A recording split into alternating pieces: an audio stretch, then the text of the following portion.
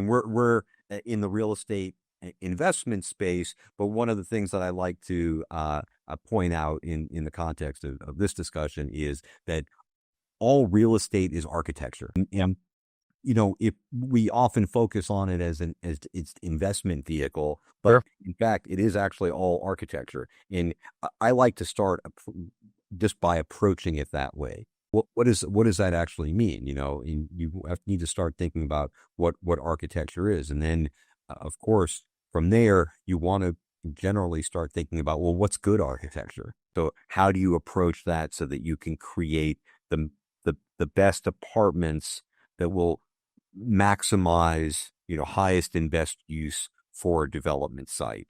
So I one of my areas of expertise in this process is that I'm thinking about both simultaneously. If I'm originating the project, but also focusing on looking at and thinking through the plans, I can keep both in mind simultaneously.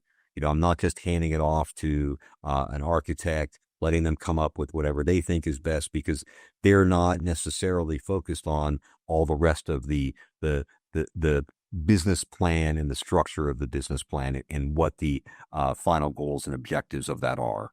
They may be, and collaboratively you may get to the right point, but I'm wearing both of those hats. So I want them both to work really well. I want to get great layouts, right?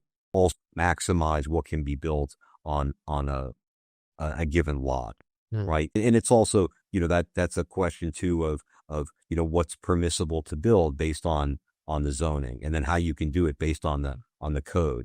Um, and that's where you start getting into from there into the real architectural design of designing the spaces. What are the layouts? What's the size and proportion of the spaces?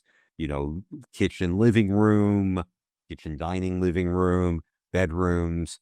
The circulation of those spaces, access to those spaces, and how you can maximize the quality of those rooms. And then from there are many layers on top of it, because you can start considering how everything fits together.